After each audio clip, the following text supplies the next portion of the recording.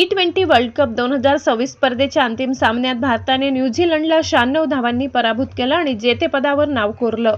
भारताने तिसरे जेतेपद मिळवलं. या विजयानंतर बीसीसीआयने टीम इंडियातील खेळाडू आणि सपोर्ट स्टाफसाठी खजिना खुला केलाय.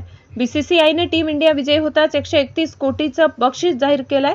त्यामुळे या पैशांची वाटणी कशी होणार वगैरे प्रश्न क्रीडाप्रेमींना पडले होते.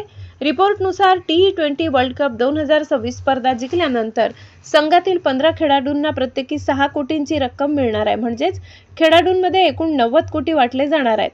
टीम इंडियातील खेळाडूंना 90 कोटींची रक्कम वितरित झाल्यानंतर उर्वरित 41 कोटींची रक्कम सपोर्ट स्टाफमध्ये वाटली जाणार आहे. यात मुख्य प्रशिक्षक गौतम गंभीर यांचाही समावेश आहे. तसेच बॅटिंग कोच शीतांशु कोटक, सहाय्यक प्रशिक्षक रायन डेशकाते, गोलंदाज प्रशिक्षक Morkel, fielding coach T Dilip यांचा समावेश आहे. यासह throw down specialist, strength and condition coach, team doctor या सर्वांना हे बक्षीस मिळणार आहे.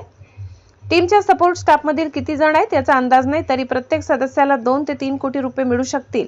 टीम इंडियाने गेल्या काही वर्षात आयसीसी ट्रॉफी स्पर्धेत चांगली कामगिरी केली. 2024 T20 वर्ल्ड कप स्पर्धेनंतर सलग दुसऱ्यांदा जेतेपदाचा मान मिळालाय. 2024 मध्ये T20 वर्ल्ड कप जिंकल्यानंतर बीसीसीआयने 125 कोटी दिले होते. त्यात आता 6 कोटींची वाढ केली आहे. चॅम्पियन्स ट्रॉफी 2025 जिंकल्यानंतर 58 कोटींची रक्कम दिली होती.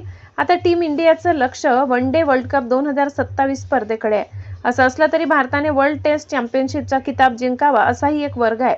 त्यामुळे कसोटी क्रिकेटला चांगले दिवस येतील असंही तज्ज्ञ सांगत आहेत. आता वर्ल्ड टेस्ट चॅम्पियनशिपच्या टॉप 10 मध्ये टीम इंडिया स्थान मिळवेल का हे पाहणं औत्सुक्याचं ठरेल.